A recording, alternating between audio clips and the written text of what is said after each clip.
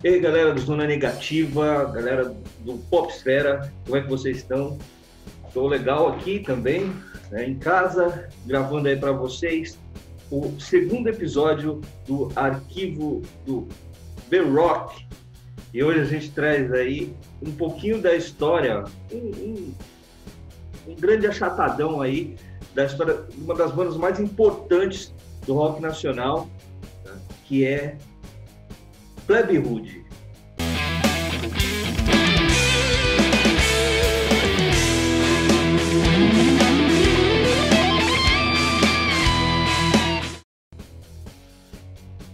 Surgida lá da Turma da Colina, né? Lá comecinho, final dos anos 70, começo dos anos 80, o Felipe Seabra, o Guti Wurtman, o André X Miller e o Jander Bilafra, né? Em julho de 81, escreveram uma música chamada Pressão Social. Foi aí que surgiu a banda Plebe Rude. Para quem não sabe, a Turma da Colina é aí meio que o embrião do rock moderno brasileiro. Era um pessoal lá de Brasília e foi de lá que surgiram bandas como Legião Urbana, Capital Inicial e a própria Plebe Rude.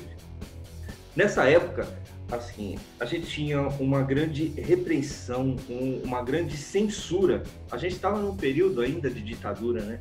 E em setembro de 82, a Plebe acabou fazendo aí um show com a Legião Urbana, lá na cidade de Patos de Minas, e foi todo mundo em cana, principalmente pela execução da música Voto em Branco, da Plebe Rude, e por conta do Legião ter tocado a música urbana também.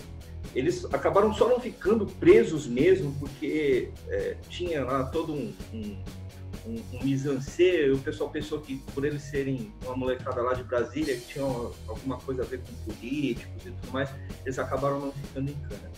Mas por aí você já vê que as letras da Plebe Rude sempre evocaram aí muito o cunho político, né? Se você for ver mesmo, o Voto em Branco é uma música que ainda hoje é atual. Só que a banda ainda vinha naquele circuito totalmente independente, sem ter um disco gravado nem nada. Só que já começou a se apresentar por muitos lugares aí, principalmente no eixo Rio-São Paulo, né? Saindo um pouco lá de Brasília, eles se apresentavam muito. E numa dessas apresentações, lá no palco mítico do Circo Voador, eles conheceram o Herbert Viana. Por curiosidade, né? Alguns anos antes, eles tinham feito uma música chamada Minha Renda. E eles citam o Herbert nessa música de uma maneira, assim, não muito amistosa, né? Eles colocam o Herbert Viana aí meio como um estereótipo do vendido, né? Só que, mesmo assim, o Viana, que não era bobo nem nada, né, tal, ele gostou pra caramba do trabalho dos caras da Plebe, né, e ajudou eles a lançar o primeiro disco, que, curiosamente, foi anos depois da formação da banda. Isso foi só em 86. Então foi lançado o disco O Concreto Já Rachou. Ele teve participações aí de outros músicos, né? Tinha a Fernanda Abreu, que na época era backing vocal lá da Blitz, o Renato Russo, acho que fez o press release para a empresa, o Jorge Israel também tocou sax nesse disco, e o Herbert Viana produziu inteiramente esse disco. Assim, é um dos grandes discos, talvez o disco mais emblemático da Plebe seja o Concreto Já Rachou. As inspirações da banda, as vertentes, são inteiramente punks, cara. Assim, a banda é uma banda literalmente punk.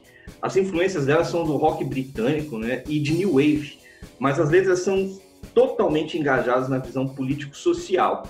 E aí, como não podia deixar de ser, né, porque o nascimento da banda foi lá naquele período de censura ferrenha e tal, que eu falei um pouco atrás aí, e por conta disso tem alguns orgulhos, né? A banda nunca fez nenhuma concessão. Mesmo assim, ela tem canções aí que são marcos e que fizeram muito sucesso e estão no imaginário popular até hoje, que é, por exemplo, Até Quando Esperar, é uma música sensacional, Proteção, sabe? Censura, são, assim, músicas fenomenais. Até o ano de 2000, a banda tinha lançado 4 discos de estúdios. Tem o Concreto Já Rachou, né, que é de 86. Aí, em 87 lançaram o Nunca Fomos Tão Brasileiros. Em 88 saiu o Plebe Rude, e todos esses aí foram pela gravadora EMI. Depois tem um grande hiato aí, né? Teve alguns percalços na banda, o Seabra saiu, voltou, um monte de gente ia e voltava. E em 93, eles lançaram Mais Raiva do Que Medo. E aí já foi pela produtora Natasha Records, pela gravadora Natasha Records. E depois lançaram um álbum ao vivo em 2000, chamado Enquanto a Trégua Não Vem. Em 2003, o Guti e o Bilafra saíram da banda.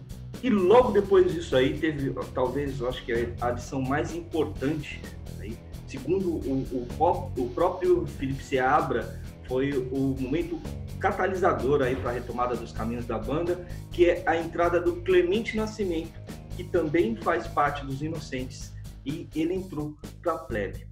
De lá para cá foram mais 4 álbuns de estúdio. Em 2006 eles lançaram R ao Contrário, em 2014 Nação da Autônica, 2019 eles lançaram Evolução, a primeira parte, né, de forma independente, e em 2020 lançaram a segunda parte do álbum Evolução.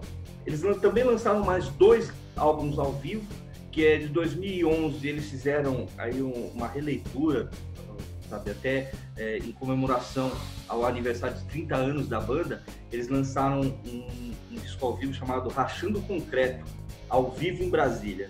Esse disco foi bem bacana aí. Em 2018 eles lançaram Primórdios, foi também ao vivo. E de lá para cá a Plebe continua na ativa e cada vez mais relevante, cara. A gente vai deixar aqui na descrição do vídeo, e também, se você está vendo esse vídeo lá pelo Popsfera, popsfera.com.br, a gente vai deixar uma playlist com algumas músicas, das melhores músicas aí da Plebe Rude, então para você ouvir, tá? Porque a banda continua, como eu disse aí, cada vez mais relevante, e o som deles cada vez melhor. Se você gostou do vídeo, cara, deixa o seu like aí. Se você não é inscrito ainda, se inscreve e ativa o sininho aí para as notificações, para você não perder os nossos vídeos. E muito obrigado por ter ficado até aqui. Falou, tchau, tchau!